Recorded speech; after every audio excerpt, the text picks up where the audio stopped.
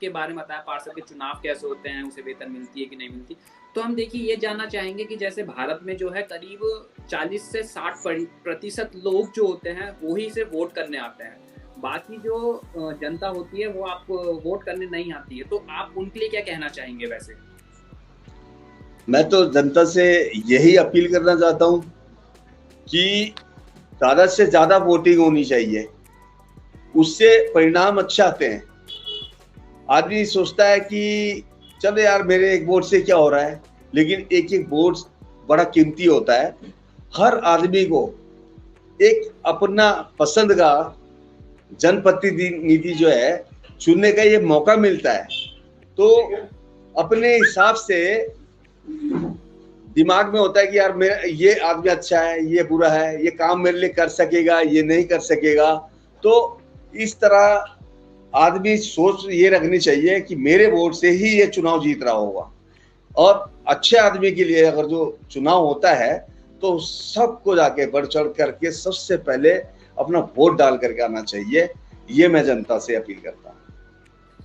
तो ये जैसा आपने वोटिंग के हमें बताई, ये पूरे पूरे भारत के बारे में हमें जैसे बताया कि इंसान को जाके वोट करना चाहिए, उसे ये समझना चाहिए उसका एक एक वोट बहुत कीमती है।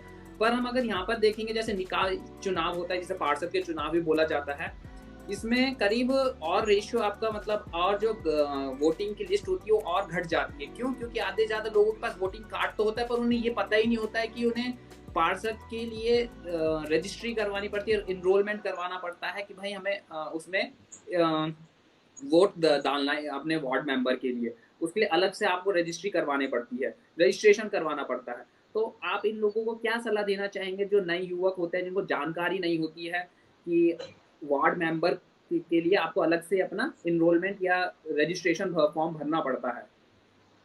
नहीं, देखिए हमारे पास जो है सब पे अपनी अपनी अपीलें होती है। जिस समय चुनाव लड़ रहे होते हैं उस समय हमारा अपना एजेंडा होता है कि हम काम आएंगे लोगों बीच में। सबका अपना अपना वो होता है कि हम आएंगे तो ये काम करेंगे, हम ऐसा करेंगे। वो उसमें पूरा एजेंडा लिखा होता है ना, पार्षद के लिए कि हम आपके लिए ये करेंगे।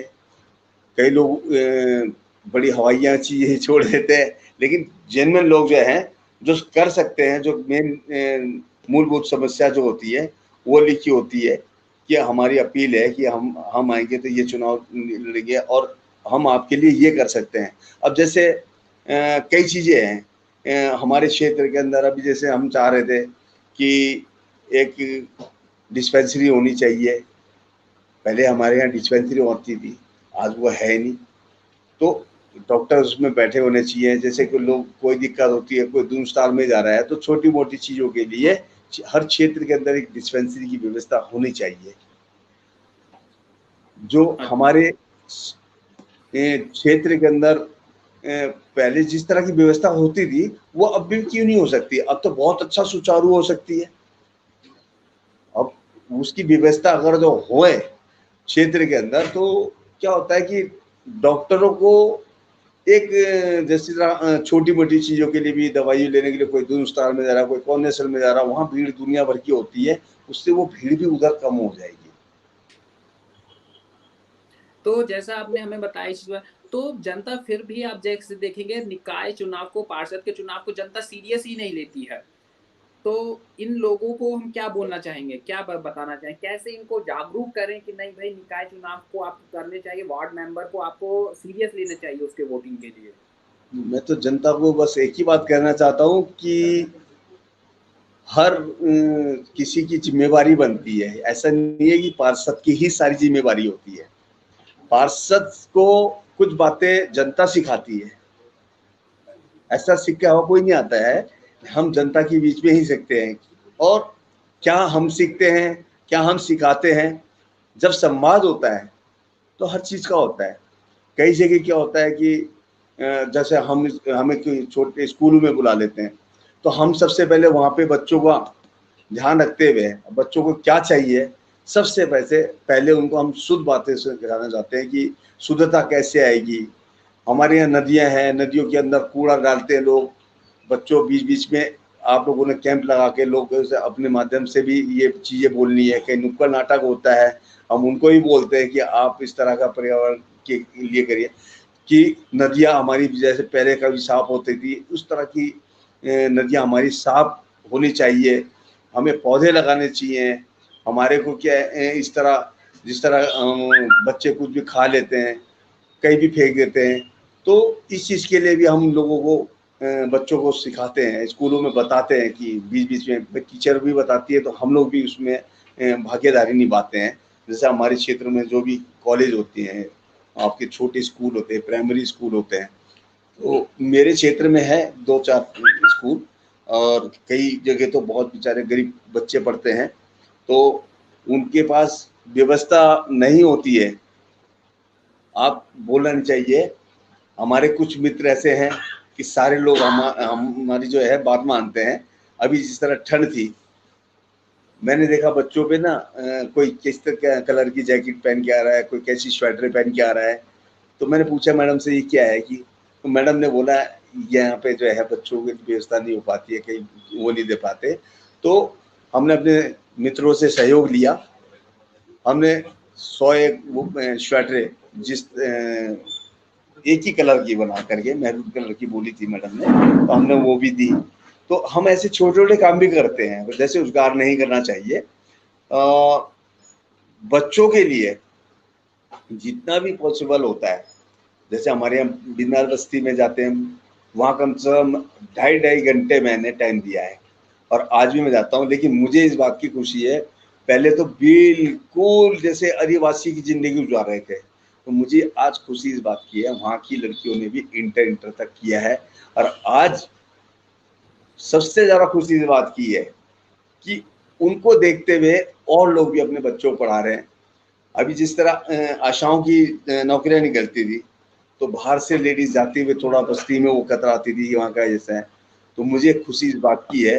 तो जब मैंने बोला कि क्षेत्र के अंदर कि जो हमारे क्षेत्र की लेडीज़ें लगेंगी, तो हम हमसे जो है आशा की जो बॉस होती हैं सुपरवाइज़र, तो उन्होंने हमसे बोला कि बस्ती में कैसे करोगे? मैंने मेरी बस्ती के अंदर ही पढ़ी-लिखी लड़कियाँ हैं, लेडीज़ हैं, जिन्हें हम लगा सकते हैं। तो मुझे खुशी इस बात की है। मैंने वहाँ पे भी तलाश करी तो कई लेडीज़ निकल गई, लेकिन एक बड़ी अच्छी एक्टिव थी, तो मैंने उस लेडीज़ को वहाँ की आशा बनाया। तो अब इससे ज़्यादा डेवलपमेंट क्या हुआ? 10 सालों में मैंने लोगों को स्कूल जाना सिखवा दिया वहाँ पे। जो माँ-बाप नहीं भेजते थे, वो बच्चे भेज रहे हैं, वहाँ पे बड़ी-बड़ी एनजीओएँ आती है। एनजीओ उस उनके माध्यम से अब देखिए वहाँ से दून स्कूल के अंदर कभी हम ही नहीं गए होंगे, लेकिन वहाँ के बच्चों को वहाँ पे लेके जाया जाता है, खेलना भी होता है, वहाँ के बच्चों के साथ में बैठाया भी जाता है। तो कई एनजीओ के माध्यम से हमारे बस्तियों के अंदर काम चल रहे हैं। इस फील्ड में मैं बहुत बढ़-चढ़ के हिस्सा लेता हूँ।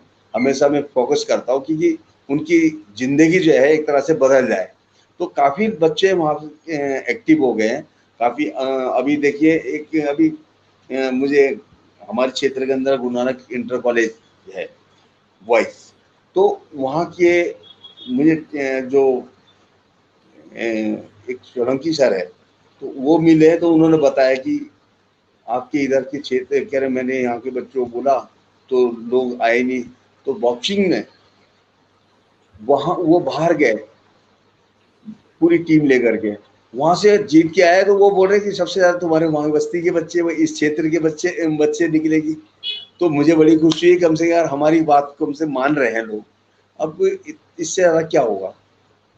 तो तो हमारी कोशिश होती है कि एक विचारधारा ऐसी होनी चाहिए कि सबको एक जैसा देखना चाहिए, एक जैसी बात करनी चाहिए, और गरीब अमीर सब लोग अगर जो एक तरह से हो जाएं, तो इससे बढ़ के क्या हो सकता है।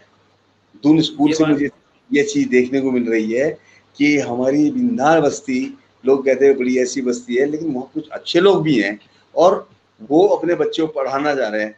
कई बच्चों की एक्टिविटी देख रहा हूँ मैं, इतनी बढ़िया है वहाँ पे।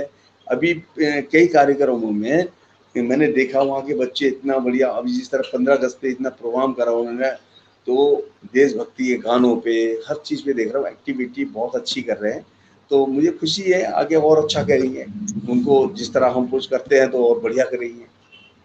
तो इसका मतलब ये है कि अगर जनता को खुद सोसाइटी में डेवलपमेंट चाहिए, तो इसका मतलब ये है जनता को खुद अपनी तरफ से प्रयास करना पड़ेगा, जागरूक होना पड़ेगा और देखना पड़ेगा कि भाई समाज में हम कैसे सोसाइटी को आगे बढ़ा सकते हैं, रेदर देन कि वो सरकार को या पार्षद को बुरा भला बोले कि वो काम करके नहीं दे रहा, वो खुद अपनी तरफ से मेहनत करे। पर हमने कई जगहों पे देखे, कई जगहों पे पार्षद अच्छे भी मिलते हैं और कई जगहों पे पार्षद बुरे भी होते हैं। तो अब किसी इंसान का काम अटका पड़ा है, कोई पार्षद नहीं करके दे रहा है, तो वो बेचारा इंसान क्या करे, वो किसके पास जा सकता है?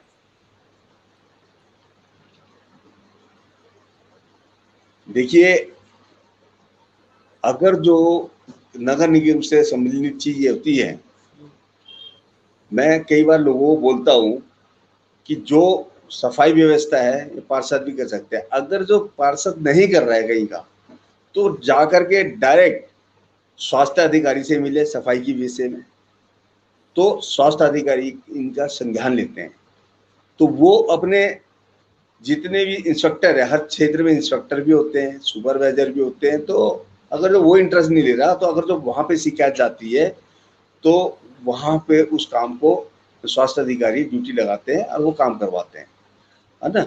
स्ट्रीट लाइट के लिए भी डायरेक्ट वहाँ कंप्लेंट भी जाती है। कई बार नहीं होता कि स्ट्रीट लाइटें नहीं आई, वो नहीं आया, या कर्मचारी नहीं आया, ये बारिश हो गई, तो कभी हो जाता है। वरना वहाँ पे अगर जो क्षेत्रीय पार्षद नहीं सुन रहा है, तो डायरेक्ट भी जा सकते हैं लोग नगर निगम के अंदर, वहाँ कंप्लेंट कर सकते हैं।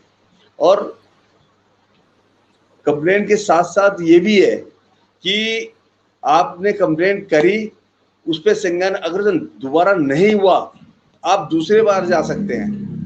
सूचना के अधिकारों में बहुत चीजें ऐसी आई है। हमारे कांग्रेस के टाइम में इतनी बढ़िया चीज दी गई थी, सूचना का अधिकार। आप किसी के खिलाफ भी कुछ भी मांग सकते हैं। आपको लग रहा है कि हाँ भाई, यहाँ पे मैं ये काम कर रहा हूँ, ये नहीं मान रहा है, ये या कहीं पे संदेह लग रहा है कि यार उसके ये कैसे हो रहा है, तो एक सूचना के अधिकार में आपको सारी रिपोर्ट मिल जाती है। आप किसी भी विभाग के लिए कोई चीज भी सूचना के अधिकार में मांग सकते हैं। आपको वो जो चीज भी आज मांगेंगे तुरंत उपलब्ध होगी। तो सूचना का अधिकार तो इतना बढ़िया दिया है, इतना बढ़िया, लेकिन उसका सदुपयोग होना चाहिए, दुरुपयोग नहीं होना चाहिए। तो तो ये लोगों को फिर इस चीज की जानकारी होनी चाहिए कि अगर उन्हें कोई दिक्कत परेशानी हो रही है, अगर उनके वार्ड मेंबर जो है, वार्ड का पार्षद जो है काम करके नहीं दे रहे, तो वो स्वास्थ्य निगम में जा सकता है, नगर पालिका में जाके बातचीत कर सकते हैं, और एक बार नहीं तो 2 बार 3 बार या चौथी बार जितनी बार चाहे वहां पर ऊपर जाके बात वो कर सकते हैं।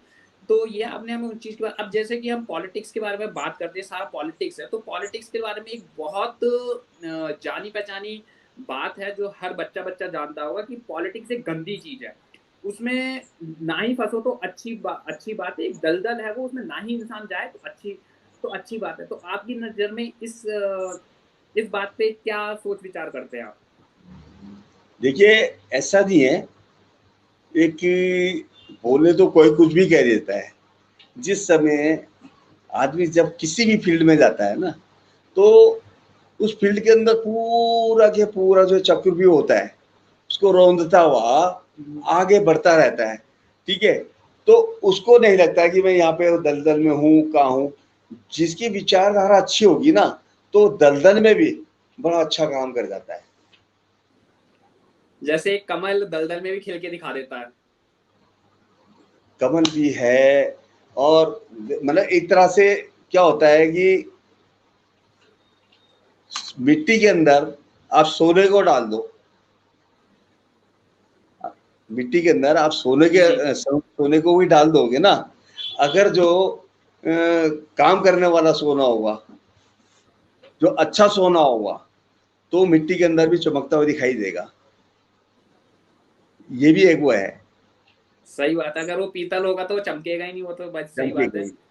तो जैसा आपने हमें आज सारा का सारा पार्षद के बारे में बताएगा, हम थोड़ा सा और आपके बारे में जानना पसंद करेंगे। सबसे बड़ी खास बात है, हमने शुरुआत में आपके बारे में जाना था और शुरुआत में आपने हमें बताया था कि आप 25 साल से रामलीला को में एज राम जी का अवतार को निभा रहे हैं। तो आप हमें थोड़ा सा उसके बारे में बताइएगा, उसकी जर्नी बताइएगा, कैसे आप रामलीला में आए, कैसे उसमें 25 साल तक का सफर रहा आपका, और राम जी के आपने दिल से मतलब खुद उस रोल को निभाया है, तो उससे आपने अपने जीवन में क्या सीखा?